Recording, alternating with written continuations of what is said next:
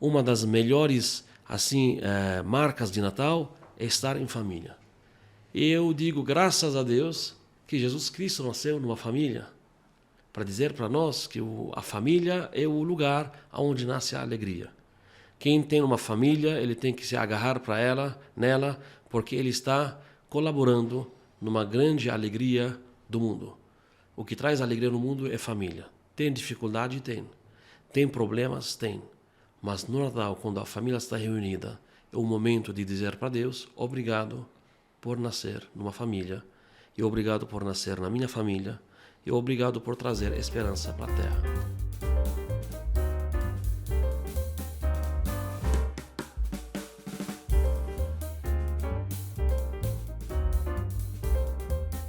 Bem-vindos a mais um Café com Rimon.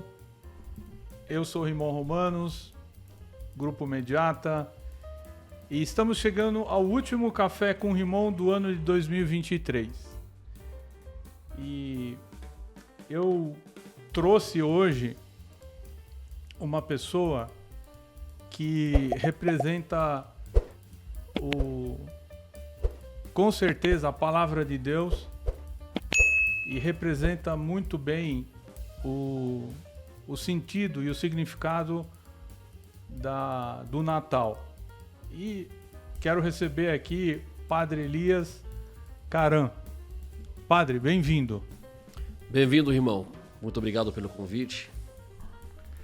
Eu estou muito feliz assim, de estar com vocês nesse momento e também no último programa do Café com o Irmão nesse ano 2023. Sim. Também uma coisa muito boa. Estamos gravando há 2 anos, Padre, e passou aqui vários convidados que compartilharam muito conhecimento.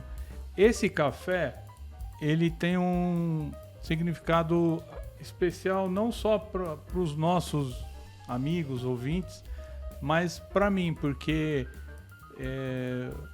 você é um padre libanês. E como eu estudei no Líbano, eu tive um período da minha vida no Líbano, eu estudei em colégio de padres e freiras no Líbano, e toda vez que eu te encontro ou assisto alguma transmissão sua, eu lembro da minha adolescência, da minha infância, adolescência, então isso é muito legal para mim. E uma curiosidade, nós estudamos no mesmo colégio. Mesmo colégio, eu queria falar isso. O mesmo colégio no Líbano e hoje a gente se encontra aqui no Brasil. Que coincidência maravilhosa. O Padre Elias, eu vou fazer uma pequena introdução, depois eu passo a palavra para ele. O padre assumiu a paróquia de Santo Charbel e Frei Damião, que fica em Mogi das Cruzes, exatamente no bairro de Jundiapeba, divisa com o Suzano.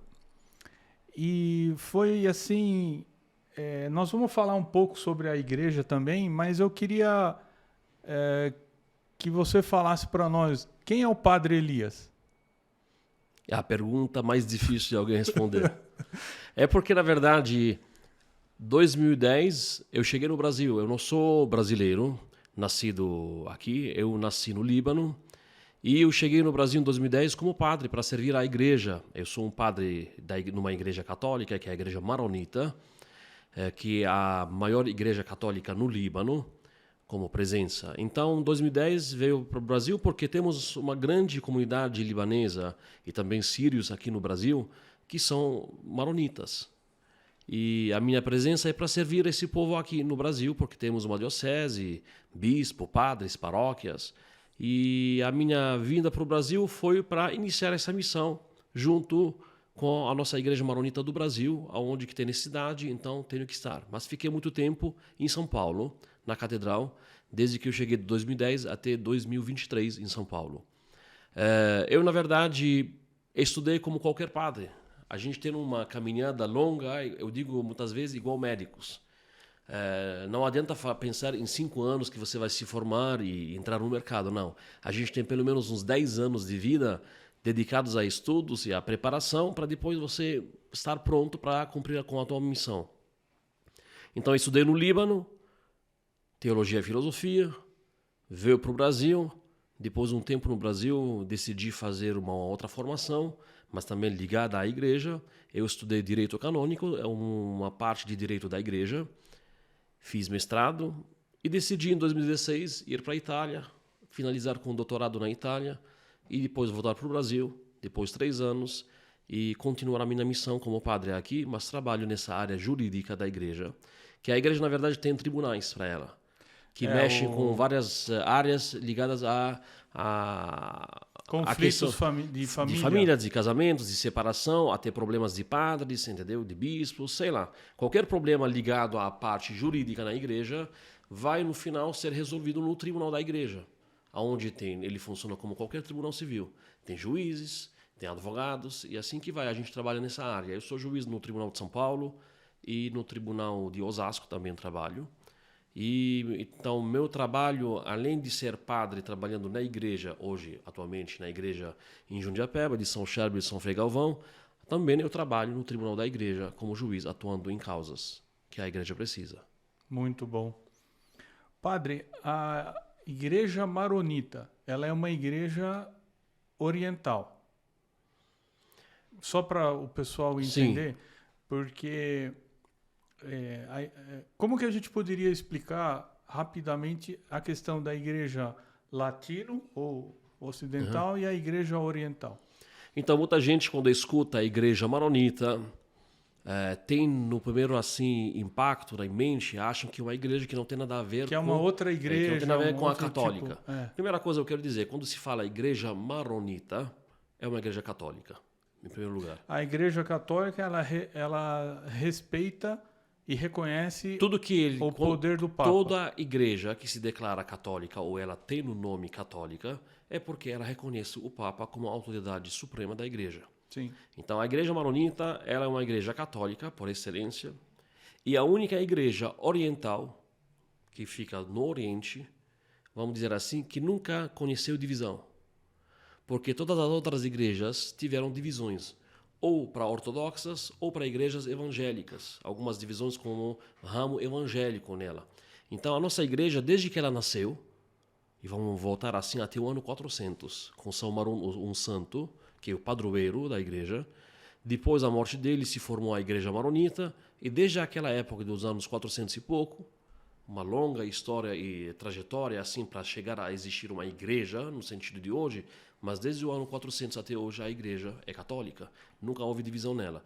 Então essa igreja maronita, ela nasceu na região do Oriente Médio, entre Síria e Líbano. Ela teve uma forma mais organizada de uma igreja lá no Líbano. Uhum. Então, no Líbano, quando se fala de católicos, se fala mais de maronitas. Não é que só tem maronitas, mas a maior parte dos católicos no Líbano são maronitas, desse rito maronita. E lembro aqui para vocês que temos no mundo igrejas católicas, temos 24 igrejas. Uma delas é a igreja latina. Se fala de igreja latina, que é mais conhecida no mundo. Mas, na verdade, no Oriente, tem 23 igrejas católicas e muitas vezes não são muito bem conhecidas pelo povo latino, pelas igrejas latinas.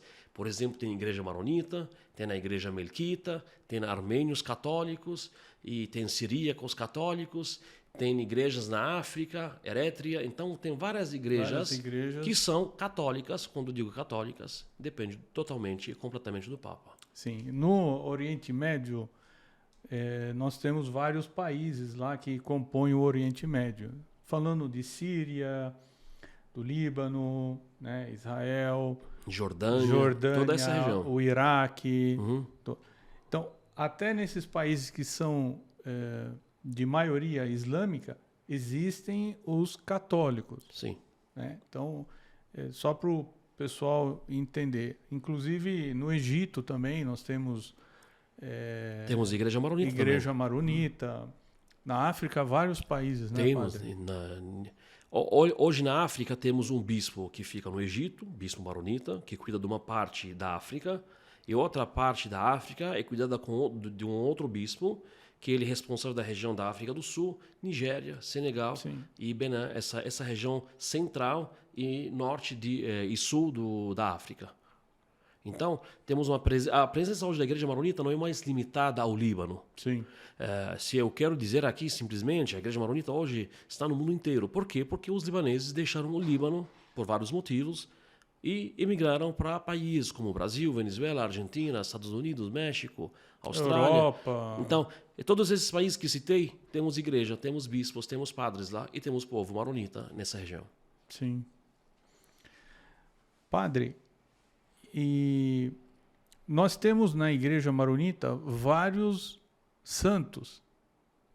O mais famoso deles é o Santo Charbel, que é o primeiro. Sim. Mas tem Tem outros. Santa Rebeca, Rebeca ou Rafka. E tem outros. Hardini também tem. E tem santos e tem beatos. Tem os beatos. Temos os beatos. E tem alguns patriarcas que já agora são no caminho assim de decidir sobre o caso. Então, olha, um país pequeno, o Líbano, um país pequeno de 10.452 km². Sim. Esse é o país.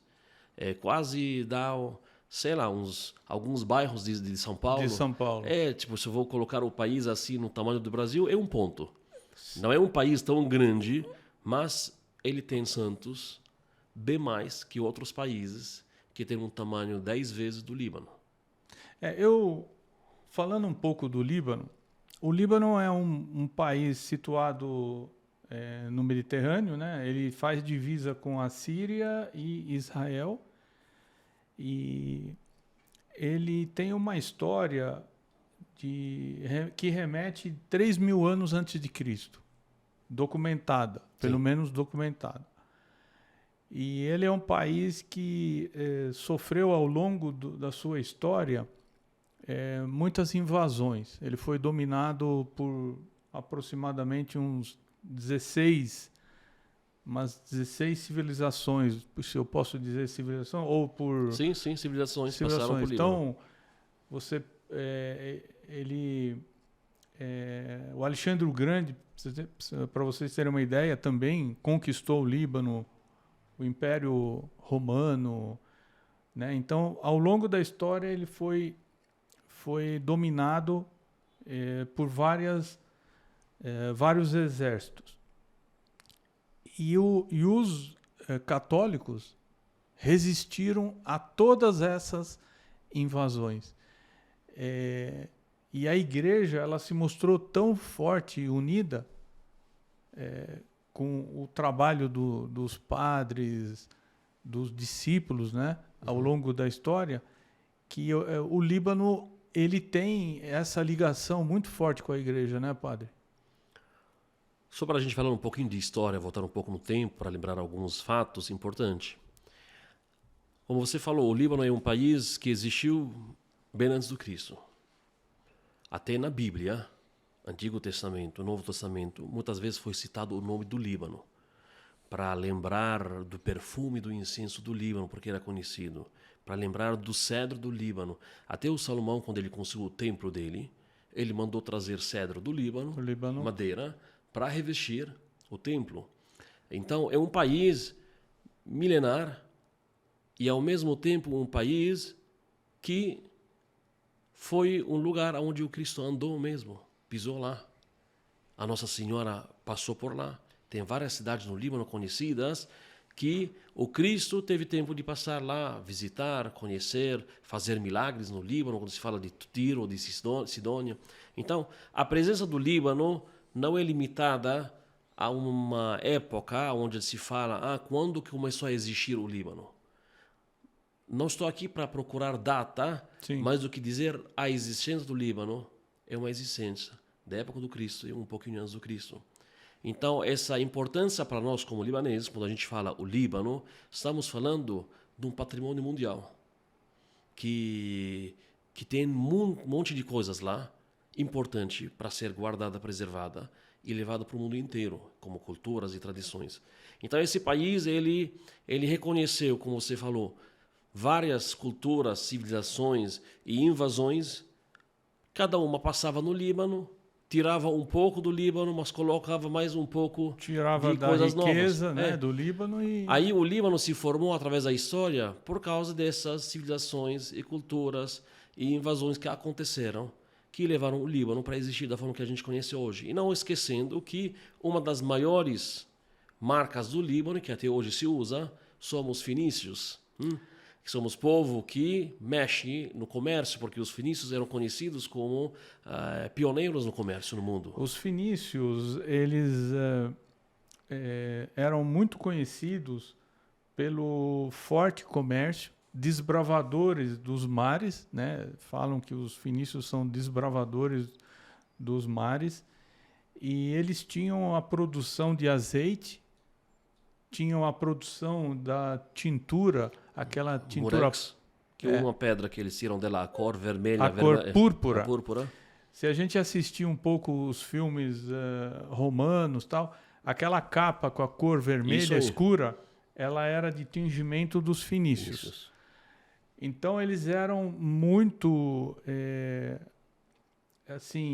empreendedores, até para a época. Inclusive a origem do alfabeto é dos fenícios, né, Sim. padre? Então, falando do Líbano, está falando de uma história grande, que não dá para resumir ela em assim, em algumas horas também, nem em horas dá para resumir. É uma história tão grande. Mas a gente está parando ainda nesses pontos importantes para lembrar que esse país se formou por uma mistura de culturas e de civilizações que levaram o Líbano a existir da forma que ele está hoje, que a gente conhece hoje. Então, esse Líbano que existiu há muito tempo atrás, ele teve umas funções e uma importância na região grande através da história. Porque nenhum país vai invadir, ou nenhuma civilização vai invadir um outro país só para brincar.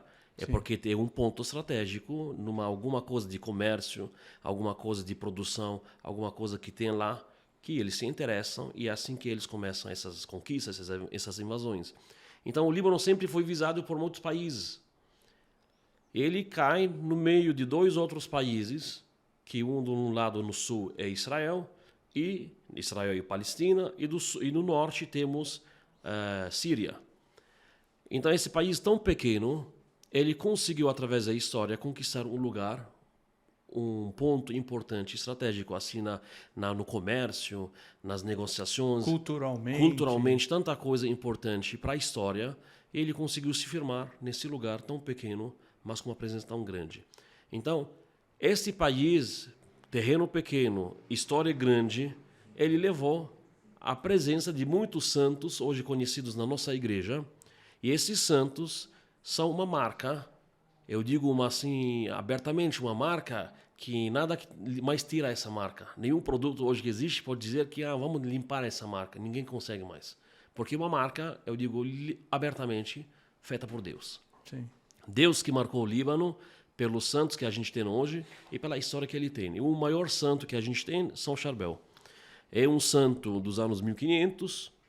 Depois veio outros santos. O professor dele, que se chama Nemutallah, o professor dele virou um santo. Temos outro beato Jacob, se chama Tiago, vamos dizer assim, o nome mais conhecido no Brasil. E temos outro beato Stefano também. Então, se eu vou citar, temos mais que 6 beatos só na igreja maronita. Temos 4 santos atuais conhecidos. Tem mais 3 irmãos santos na igreja que são da Síria. Então, o Líbano, como igreja maronita, ela já trouxe para o mundo muitas sementes de santidade e de história que a gente se orgulha de dizer, eu sou libanês. O Santo Charbel, ele nasceu em 1828, né? Na época de nascimento, 1528. O Santo Charbel? Santo Charbel. 1828? 28. Morreu em 1978? 1928? Vamos fixar... 1878. Vamos fixar as datas. 8 de maio de 1828 nasceu, o nascimento dele. Ele morreu com 70 anos. E ele morreu em 1898. Morreu. 1898. Então, 70 anos. Só para passar datas importantes, São Charles, já que você está falando desse santo, 8 de maio ele nasceu. E também na nossa paróquia, nasceu aqui em Jundiapeba, dia 8 de maio. 8 de maio. Foi de propósito. lembrando data do nascimento de São Charbel, fizemos o nascimento da paróquia. E ele morreu dia 24 de dezembro, que era a véspera de Natal. 1898. Isso. Na Igreja Católica, geralmente o dia da morte do santo é o dia da festa dele. Mas, por ser um dia 24 de dezembro, um dia relacionado a Jesus Cristo, vai perder essa importância da festa de São Charbel. Escolheram dia 23, de julho, que é a data da ordenação sacerdotal dele, para ser a data oficial, da festa dele.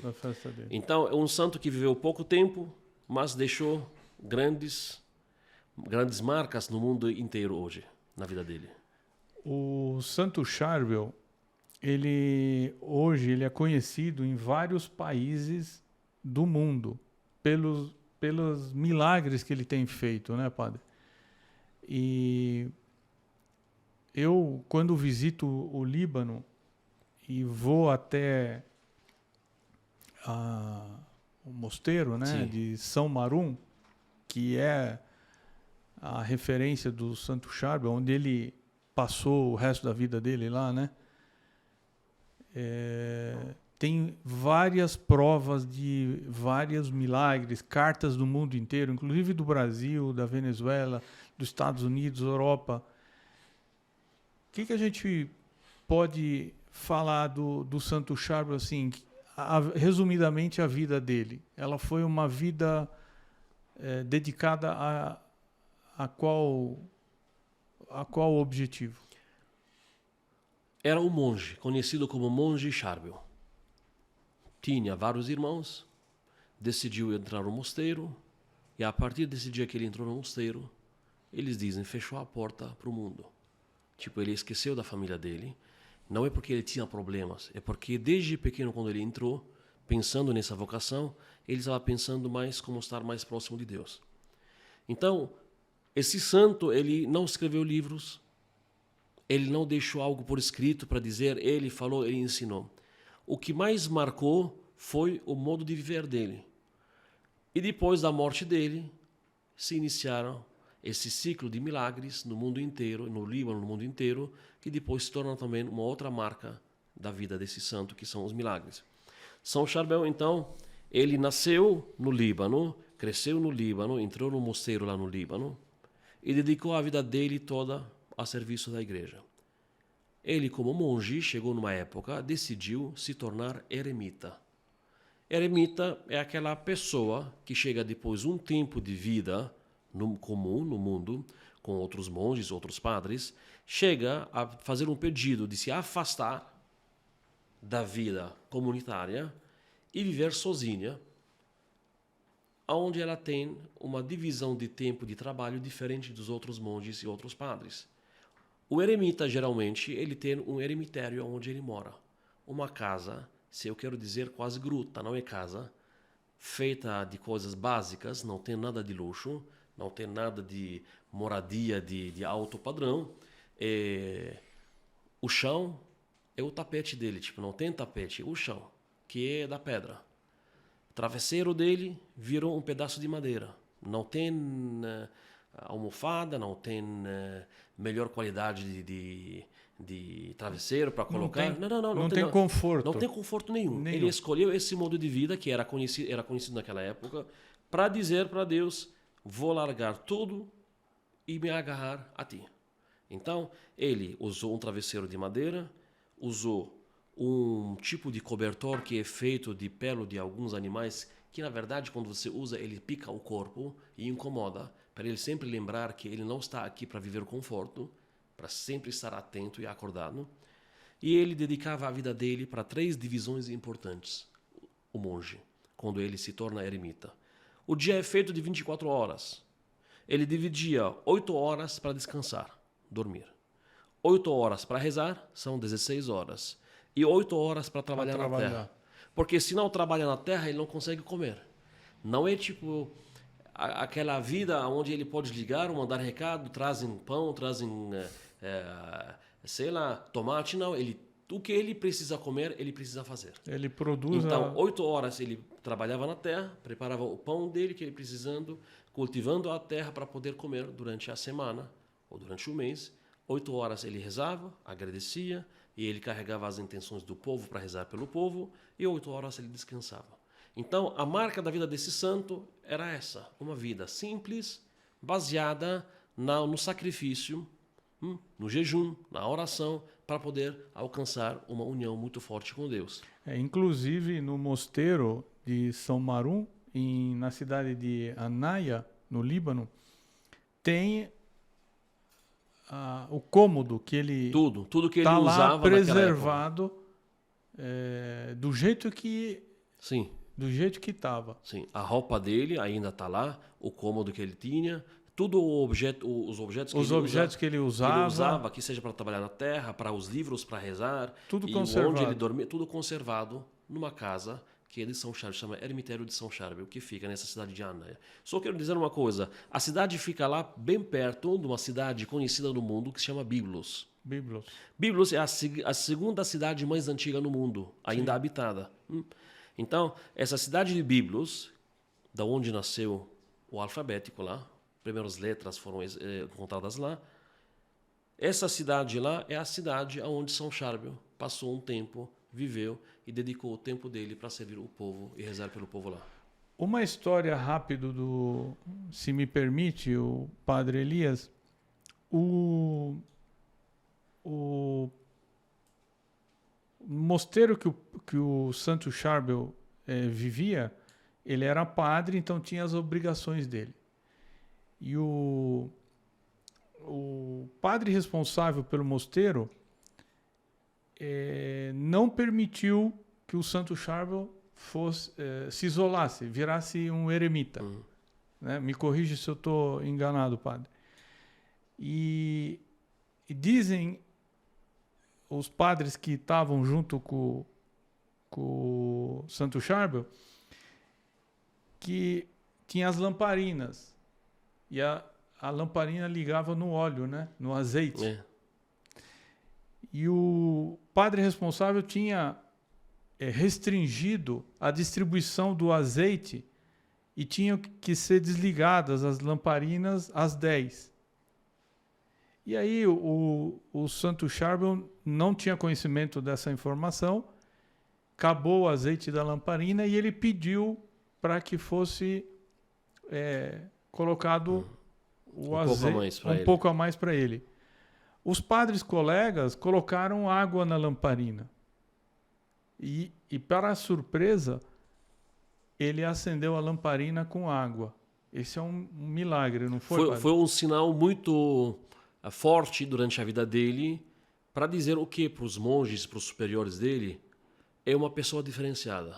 Pois o que ele conseguia fazer, não estamos falando aqui de brincar, de brincadeira. Sim. Era fatos reais que ele tinha um poder, tinha uma marca bem diferente de qualquer outra pessoa.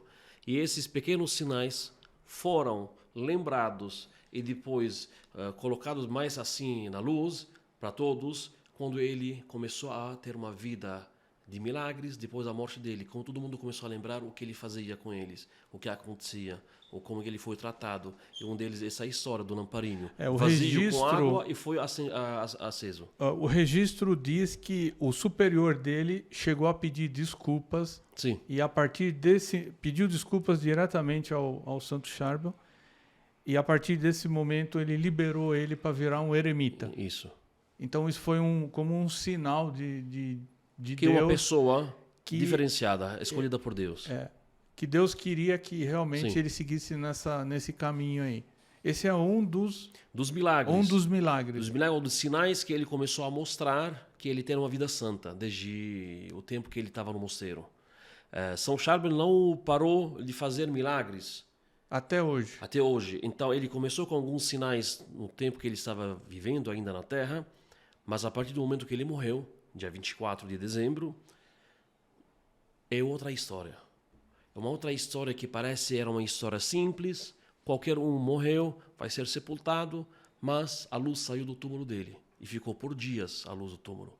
E meses saindo uma luz, e depois, quando eles abriam o túmulo, olhavam o corpo dele, o corpo ainda está transpirando. Intacto. Ainda tem água, tem sangue, parece alguém vivo. E tudo isso continuou até o dia da declaração da santidade dele. Então, ele já levou para o mundo uma luz de esperança, uma luz que vai ter algo diferente depois da morte dele. Então, ele transformou a vida das pessoas no silêncio. Ele não escreveu livros e contou histórias, nada. Não estou dizendo, não sou contra, mas estou dizendo que ele teve uma linha muito difícil assim de acreditar que uma pessoa nessa simplicidade, nesse silêncio, ele consegue transformar o mundo inteiro. Sim. Por que eu estou dizendo isso? Porque hoje o São Charbel no Líbano e no mundo inteiro, junto com o Padre Pio, são os dois santos milagrosos na igreja, que quase todo dia tem algum milagre no mundo que está acontecendo em nome desses dois santos. Então não é mais uma coisa relacionada ao Líbano. Santo Charbel nasceu no Líbano, viveu no Líbano, morreu no Líbano, foi sepultado lá, mas parece aquela semente que morreu na terra, mas tem os ramos espalhados no mundo. Espalhou pelo mundo. Então essa presença dele hoje é uma presença forte para o Líbano, para os libaneses, para os católicos, mas hoje não tem nenhum país no mundo onde a gente vai que a gente não escuta que São Charbel fez milagre. Vai na Itália, tem pessoas que conhecem São Charbel. Vai na África, o povo dedica uma orações e devoções para ele. Vai no Paraguai, Venezuela, Estados Unidos, Austrália, qualquer lugar no mundo. Eu como padre, quando eu visito ou conheço alguém, se eu falo o Líbano, algumas vezes eles não conhecem. Mas se eu falo para eles Santo Charbel, todo mundo conhece quem é Santo Charbel. Ele virou uma pessoa mais e maior que um país.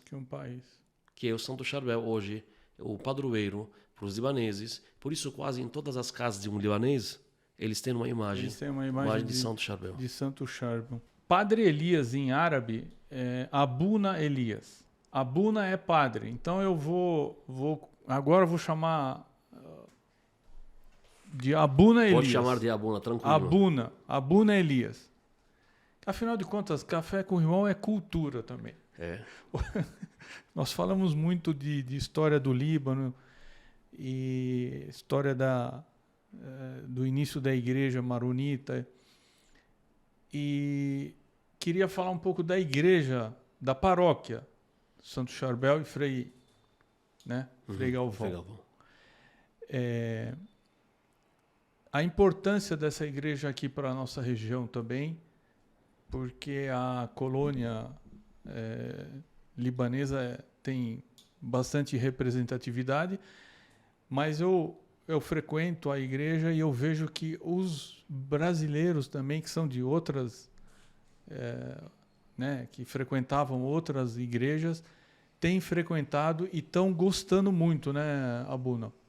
Como Sim. que você enxerga tudo isso? Para eu poder falar um pouco sobre a igreja aqui em Jundiapeba, eu quero falar uma coisa pequena sobre um pouco da história dos maronitas, como nasceu e como chegamos aqui no Brasil depois e como que é a nossa presença. Eu falei que São Marone era um monge, rezava, formou depois uma comunidade depois da morte dele. Essa comunidade não tinha ainda uma igreja maronita. Não se falava de igreja maronita, se falava dos discípulos de São Marone, esse santo. E eles sofreram muito para poder manter a mesma linha e a tradição e a espiritualidade desse santo. E essa comunidade cresceu e depois algumas invasões na região da Síria começaram a fugir para o Líbano.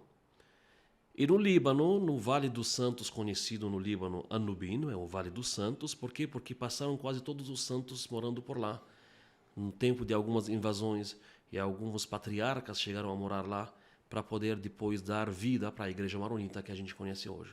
Então essa igreja maronita, que é uma igreja católica, ela nasceu de fato lá no Vale dos Santos, no Líbano, por causa de perseguições e eu digo uma coisa que na verdade muitos desconhecem ou não gostam de conhecer. A igreja maronita nasceu no sangue. A igreja nasceu no sangue de mártires, pessoas que morreram para defender a presença dessa espiritualidade dessa igreja e também defender a presença dos católicos na região. Então, um monte de monges e de padres morreram e patriarcas morreram para essa igreja continuar. Então, hoje no Líbano, essa presença continua do mesmo jeito. Não mudou muita coisa. Imaginem, assim, se a gente voltar 2000 anos na história, depois que da ascensão de Jesus para o céu, quem ficou para fazer o trabalho de espalhar os ensinamentos foram os discípulos, Sim. que naquela época sofreram perseguições até o ano aproximadamente 400. Até que nasceu o edital de Milão, dizendo que agora a religião do império é Que o cristianismo. imperador Constantino reconheceu O cristianismo. o cristianismo como religião oficial do Império Romano. Mas imagine do ano 30, 40, 50 até o ano aproximadamente 400 depois de Cristo, nós estamos falando de 300 anos de perseguições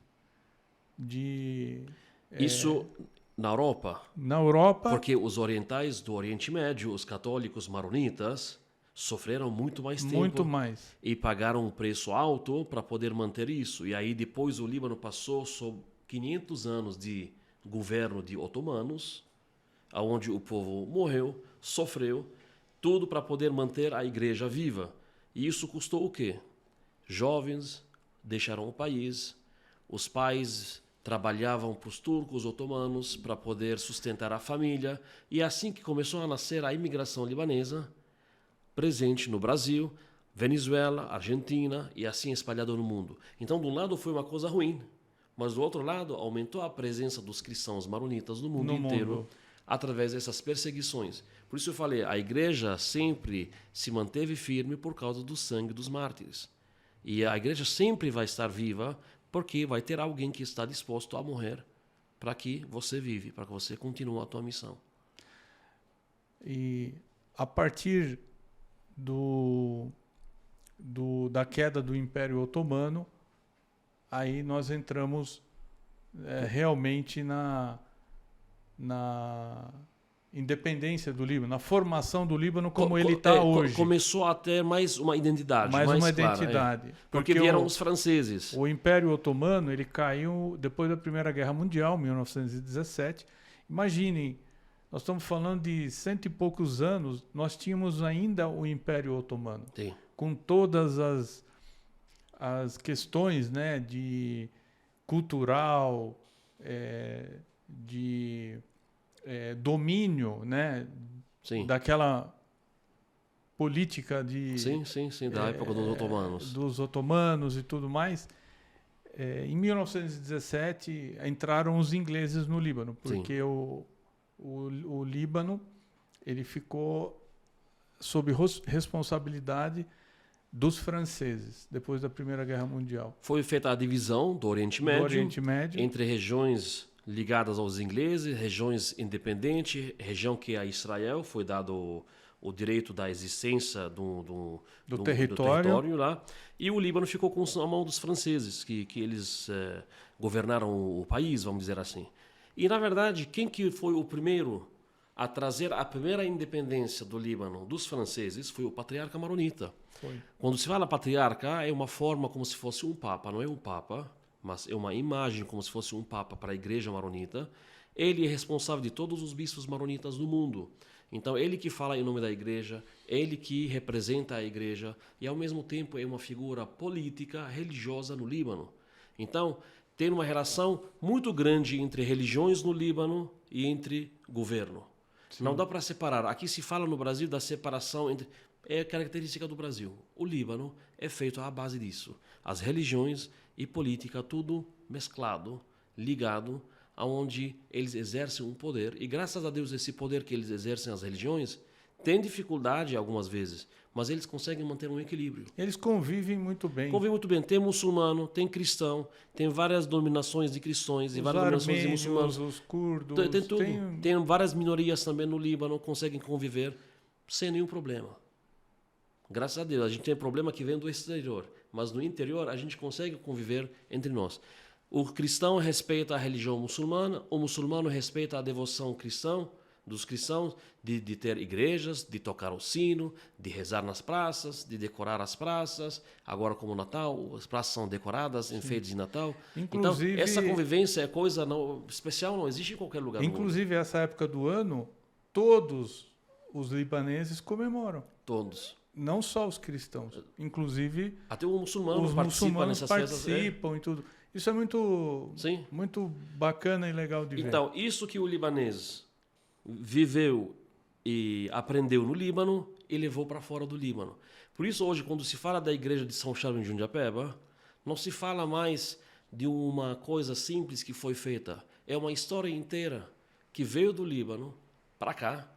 E aqui o povo da região sentiu a necessidade, eu digo os libaneses, de ter uma igreja nossa. Porque a igreja mais próxima para os libaneses era aqui, ou São Paulo, a catedral, ou tinha uma igreja de São Charles em Guarulhos, mas era mais a referência à catedral.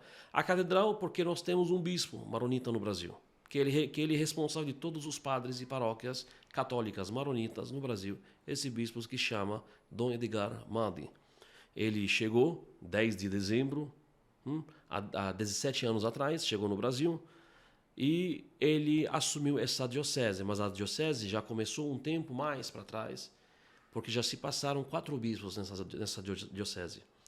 E atualmente temos o bispo Dom Edgar responsável, e a comunidade maronita da região de Mogi das Cruzes e Suzano, da região toda aqui, sentiu a necessidade de ter uma igreja. E já houve várias tentativas de construir uma igreja, mas finalmente, com Dom Edgar Madi, houve essa troca de ideias, de projetos, e foi decidido que a igreja será em Jundiapeba, frente à estação de trem de Jundiapeba, bem na frente direto. Então, essa igreja nasceu lá para servir primeiramente os católicos da região. E aqui eu digo católicos que seja latino, que seja maronita, que seja armênio, católico, qualquer um católico que queira ir para a igreja, seja bem-vindo. Claro que o nosso rito, a nossa tradição e a nossa cultura como igreja maronita é um pouco diferente da igreja latina. Mas isso não significa que não somos católicos. Somos católicos, mas rezamos de uma forma um pouco diferente, temos culturas diferentes, texto diferente e celebrações diferentes. Natal é sempre juntos, Páscoa, tudo isso, mas a liturgia que a cultura é um pouco diferente. E nós, na verdade, temos uma grande... Somos muito fiéis para a tradição católica antiga. Nós não temos muitas coisas que mudaram com o tempo. A gente mantém ainda a tradição da nossa igreja e da relação com a igreja católica no mundo inteiro. Por isso a nossa igreja lá, ela acolhe a comunidade de Frei Galvão, que fazia parte dessa região de lá, e também ao mesmo tempo tem a comunidade ligada a Santo Charbel. Por isso a igreja foi chamada Paróquia de São Charbel e Frei Galvão. Fica bem na frente da estação de trem de Jundiapeba. Todos domingos temos missas lá. Aproveito para dizer para vocês que a partir do ano que vem, a partir de fevereiro, iremos ter missas terça, quarta e quinta às 19h30 e sábado e domingo também as missas da paróquia, sábado 19h30 e domingo 10h30 e 19h30, a partir de fevereiro. Por enquanto estamos sábado às 18h, domingo 10h30 e 18h da noite. Abuna, eu queria, antes de terminar, você pudesse passar uma mensagem de Natal para todas as pessoas que assistiram agora o nosso café. E o que representa o Natal para a igreja maronita? Não só a igreja maronita, Sim, mas a igreja católica. Nós sabemos que o tempo de Natal é um tempo que marca a humanidade inteira. Não adianta só pensar em católico, ou sei lá, ortodoxo. Quando se fala de Natal, é um tempo que traz alegria para a terra inteira. Alguns acham porque é tempo de vender, de comércio, de movimentar o mercado. Mas, para nós católicos, não podemos esquecer que esse tempo é um tempo de esperança, é um tempo de alegria, pois o nosso Salvador nasceu. E aqui eu também aproveito para dizer que muitos pensam em questão de prosperidade, e que é uma coisa bacana e importante. Mas eu quero focar sempre no ponto que o nascimento de Jesus, o Natal é o nascimento de Jesus. É um tempo que traz esperança, pois Deus quer nos salvar, quer estar conosco, e mandou o Filho dele. E esse tempo de Natal, ele não é somente tempo de alegria e de esperança, como também é tempo de bênção, de graça para a terra. Por isso é um tempo onde você vê todo mundo feliz, querendo aproveitar esse tempo, um quer comprar presente, um quer preparar a ceia de Natal, um quer procurar com quem que vai passar esse tempo. Eu aproveito para dizer, esse tempo tem que estar vivido em família. Uma das melhores marcas de Natal é estar em família. E eu digo, graças a Deus, que Jesus Cristo nasceu numa família, para dizer para nós que a família é o lugar onde nasce a alegria. Quem tem uma família, ele tem que se agarrar para nela, porque ele está colaborando numa grande alegria do mundo. O que traz alegria no mundo é família. Tem dificuldade? Tem. Tem problemas? Tem. Mas no Natal, quando a família está reunida, é o momento de dizer para Deus, obrigado por nascer numa família, e obrigado por nascer na minha família, e obrigado por trazer esperança para a terra.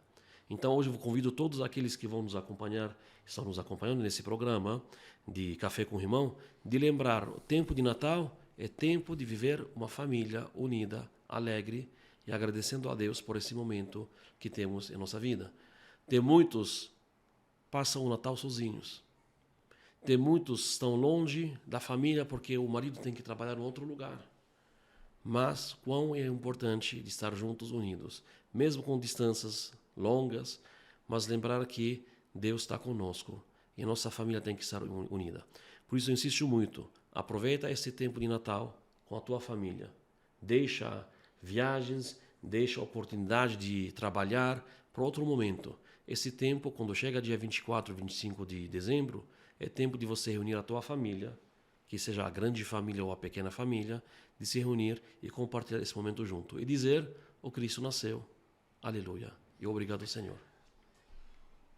Realmente, quem puder estar junto com a família, e é um tempo de perdoar também, né, Padre? E você contribuir com tudo que Deus consegue te dar de bênçãos.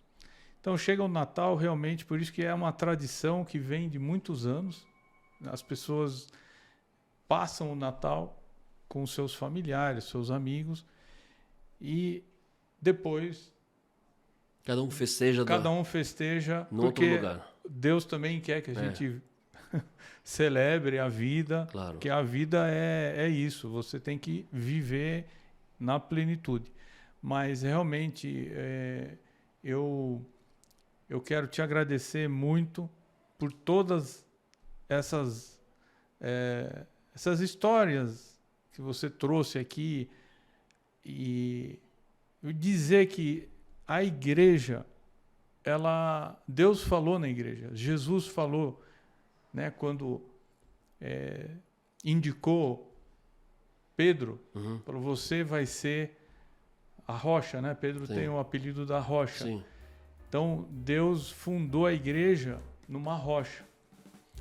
E eu quero aqui manifestar meu agradecimento por você ter aceito. No começo você resistiu um pouco, mas eu sou um cara que consegue te convencer. Então, te agradeço muito. Desejo um período agora de boas festas, apesar que a sua família, né, pai... Minha família no Líbano, tá mas no graças Líbano. a Deus já tenho grande família aqui no Brasil, Mas... também na região de Suzano e de Mogi das Cruzes. A gente sempre agradece a Deus porque essa é a família também. Os pais, a família do padre Elias está no Líbano, mas aqui você criou no Alto Tietê uma outra família que Sim. te abraçou, e convido a todos a visitar a paróquia de Santo Charbel. Na internet tem vários vídeos, inclusive tem um filme da vida do Santo Charbel, e o livro do Santo Charbel escrito em português também. Convido vocês a... Tá sendo... tem exemplares na paróquia. Se alguém precisa, pode ir procurar na paróquia. Na paróquia é um livro maravilhoso, eu li, conta a história do Santo Charbel, os feitos dele, os milagres são vários, e vale a pena conhecer a história do Santo Charbel. Muito obrigado, chegando ao fim aqui boas festas a todos. Desejo a todos vocês um Feliz Natal e uma boa passagem de ano. Muito obrigado. Saúde. Obrigado, irmão. Deus abençoe a todos. Obrigado.